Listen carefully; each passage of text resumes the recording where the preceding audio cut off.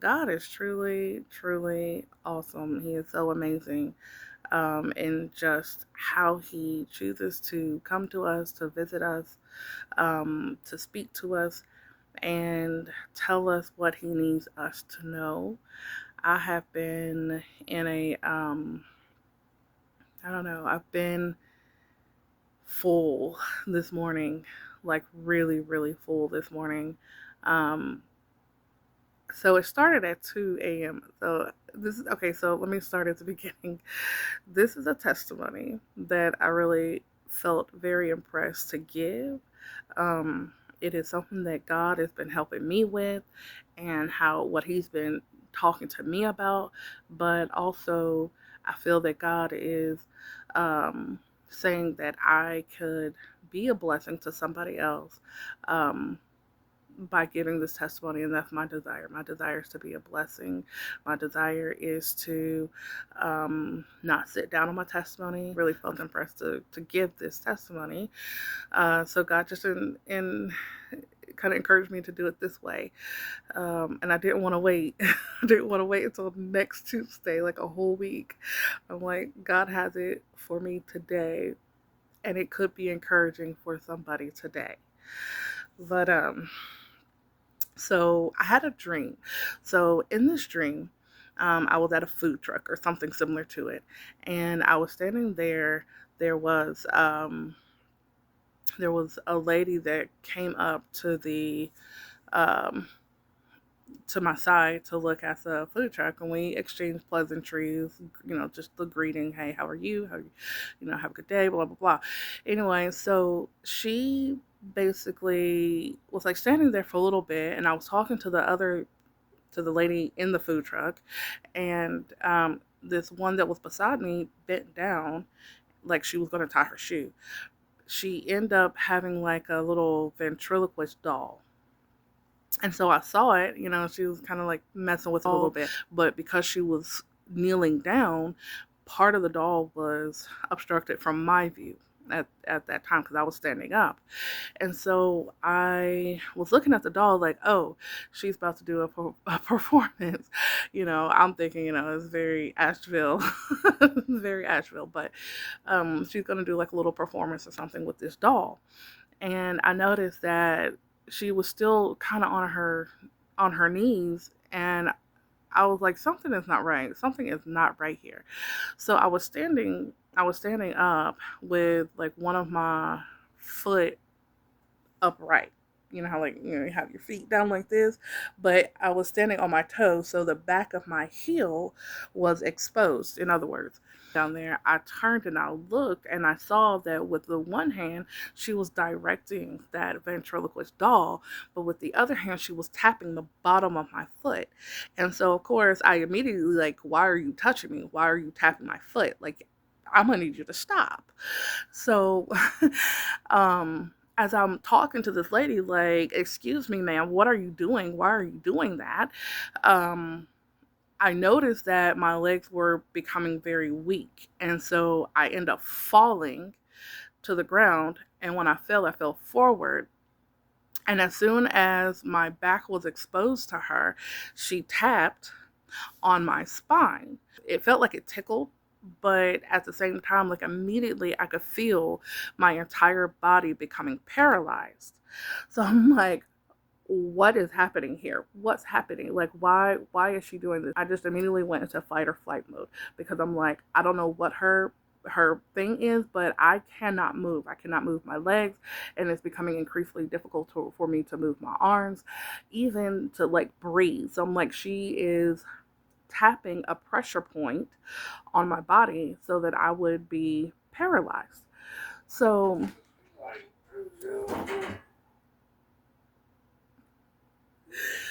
um, that was my husband. So, okay. I was becoming paralyzed because she had tapped on a pressure point, and we all know that there's pressure points all over our bodies that can do different things. Like you can tap on a pressure point, and it can hurt really, really bad. Feel like somebody broke your bone, but they just activating that pressure point. So anyway, once I defeated her.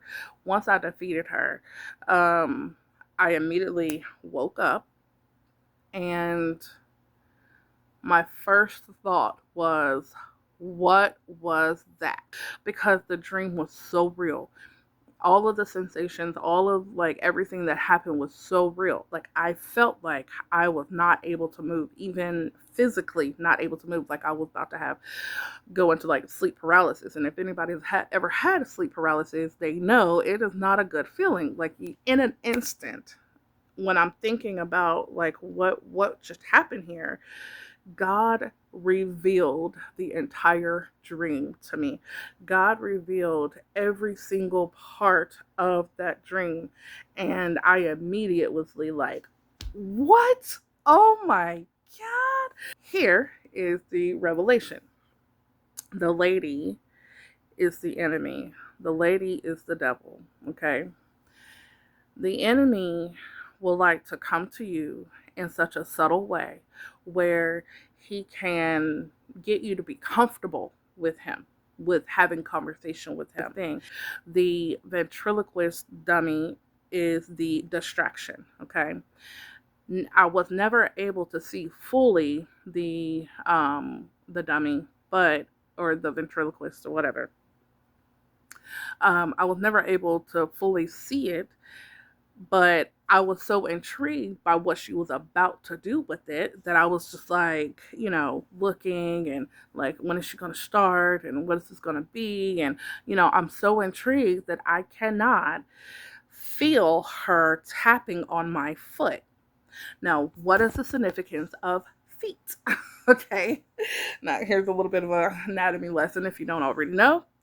But your feet house, I cannot remember how many nerve endings, okay, in our body.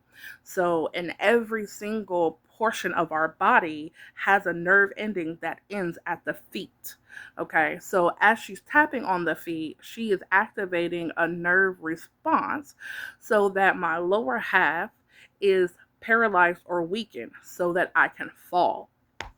Okay, the other thing about feet is that feet is the most porous part of your body as well.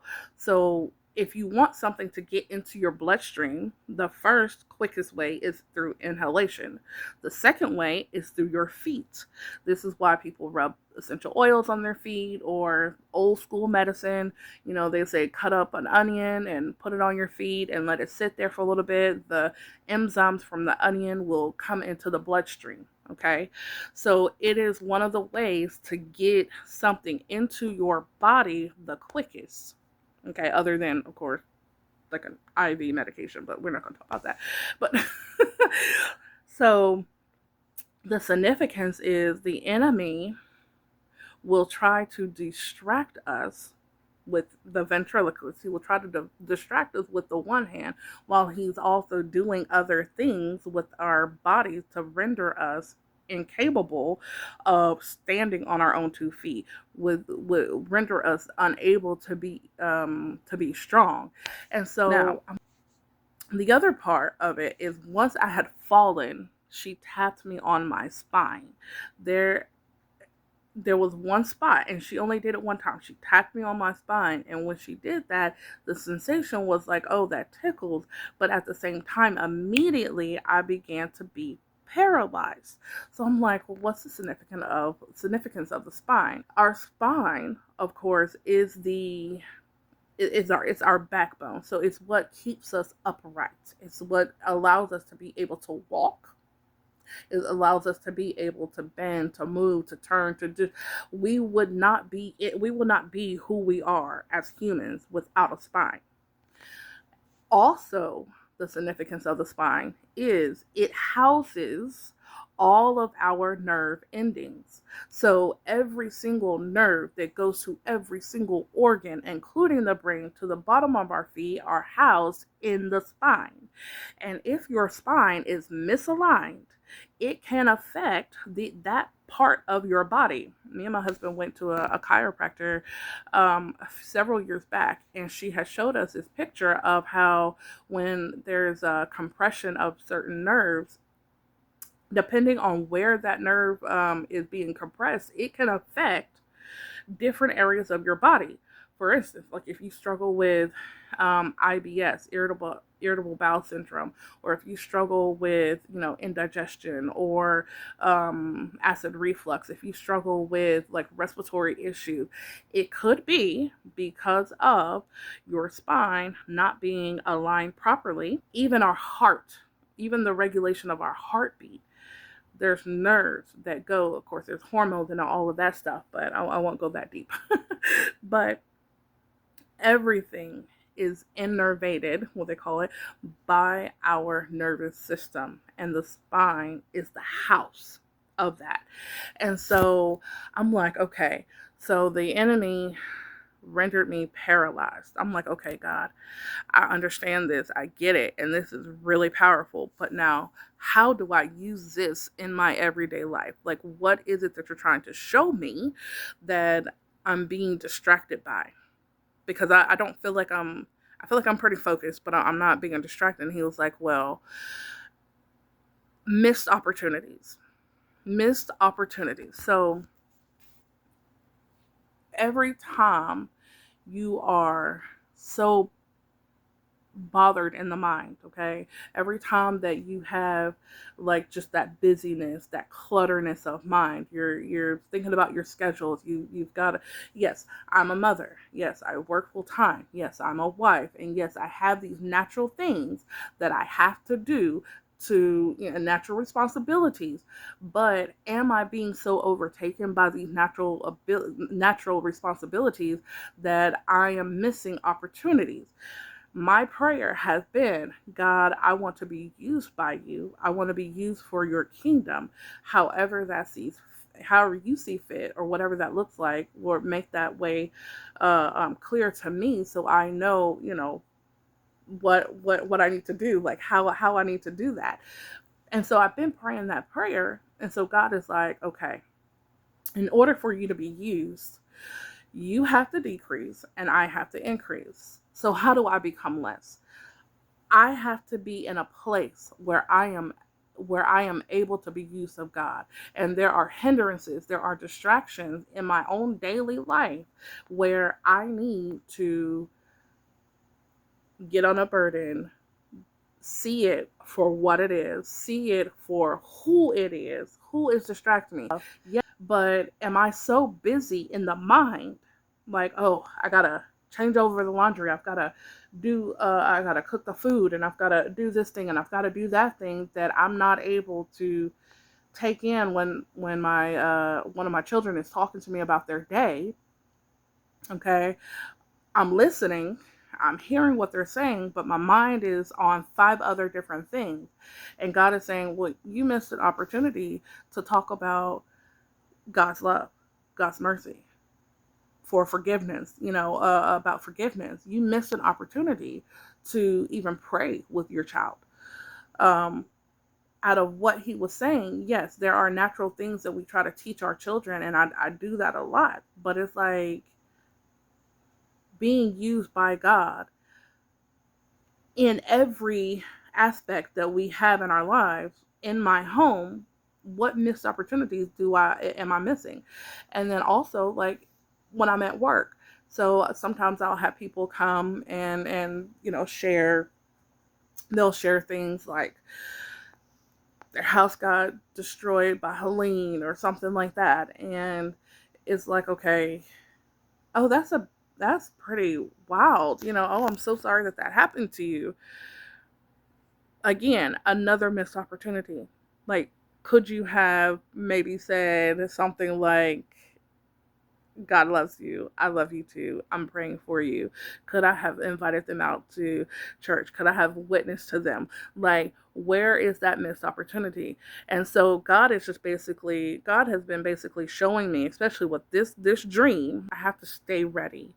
I have to stay prepared to be used of God in every single situation. This is a whole nother level of being dedicated. The song that came to me today, I'm enlisted in his service till I die. We are truly in a spiritual warfare, and this spiritual warfare has been going on for centuries, okay, in the spiritual realm. war has been going on, and the enemy wants to make all of the enlisted servicemen and women, he wants to render us paralyzed, unfit for battle. Why? Because we are so overcome with the affairs of this life. We have so many things going on. Our minds are so busy. God is like, okay, you have a desire to be used. You have a desire to be used by me and to be used for the kingdom. Now, that may look different from my husband. My husband may be the one who is bringing the souls in from, all of that. But God may be like, you can be used for reaching out to people that you've had relationships before with, in these churches of God that are Babylon. You may be, that might be where I fit into the body. And I was telling this to my husband. I was like, in the army, which he knows, I don't have to tell him, he knows, but in the army, everybody has a job. Everybody is not driving the Hummer. Everybody is not driving or flying the planes. Everybody is not on the machine gun. Everybody is not doing everything. Some people are the drivers. Some people are working the machine gun. Some people are fueling the tanks. Some people are, whatever support role they're in. But no position is greater or less than anyone, because the person who's putting the fuel in the truck is just as important as the person who's driving the truck. So God may be using me saying, like, there is a vineyard, there is a field for you to reach out to people who are still stuck in Babylon, who still need help, who needs encouragement, who needs whatever. So that may be my field. I don't know. But I know one thing. I want to be used of God. I want to be in a position where it doesn't matter what's going on. My mind is stayed on him. So I have to also make sure that I am very aware of Satan's devices, all of the things that he likes to put in front of my face to get me distracted, whether it be the children. Oh, I'm irritated because I told my child to clean his room 5 times or whatever, and he hasn't done it, so I'm irritated. Okay, you're human. I know these emotions are going to come. I'm not saying that you can't be irritated or you can't have these emotions, but how long are you going to sit in that? Okay, you're feeling this way, but when are you going to shake the dust off your feet and move on? Because what if I'm so annoyed, I'm so irritated and bothered by things going on that I miss an opportunity to witness to a soul? I miss an opportunity to pray with my child who's going through something. I miss an opportunity to invite somebody out or to send that text message to a sister 3 states away. God cannot use me. God cannot use me if I am stuck in my emotions, stuck in my head. If there's so much clutter up here, God cannot use me. And so I'm like, okay, God, I have to decrease. My desire is for the kingdom in whatever way that looks. So that means I have to decrease. I have to deny self. I have to be so focused on Satan's devices that I see it coming a mile away, and I am at the ready to defeat, to rebuke, to defeat the enemy. I have to stay ready because I want to be used of God. So that flooded my soul. It flooded my soul. I hope that this testimony reaches somebody who is struggling, who may not, know exactly. And the thing is, and this is what I was telling my husband, I see God working. I see God working. God is definitely helping his people. There's another part of the army that, God kind of just witnessed to me. It's like, okay, there is a reason why we have the training ground. Okay, there's a training. Some people are in the battle as we speak, but some people are needing to be trained.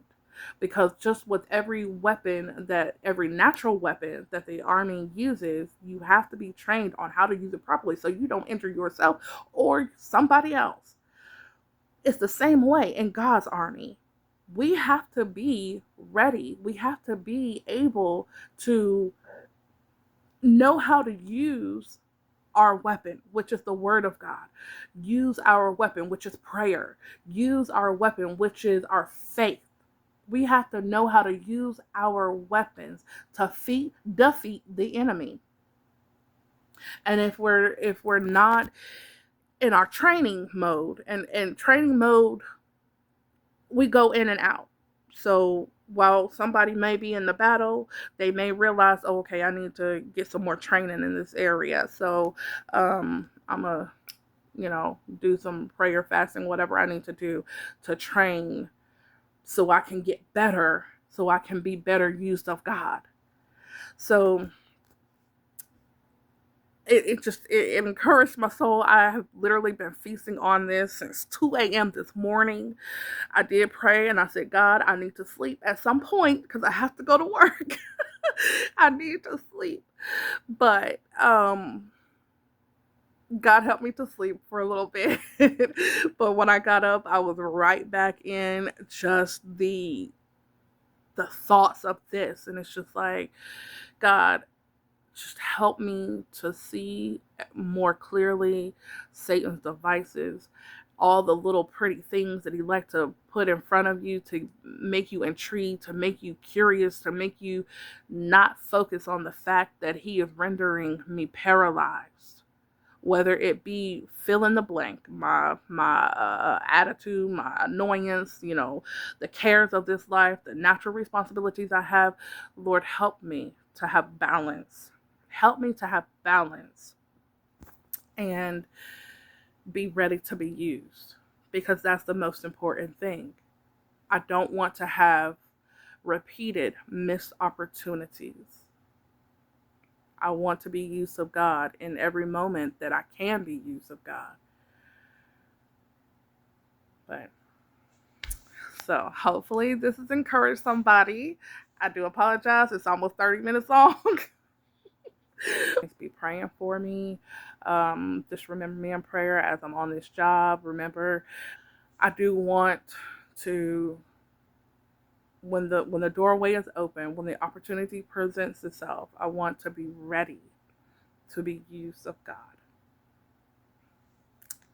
Have a good day.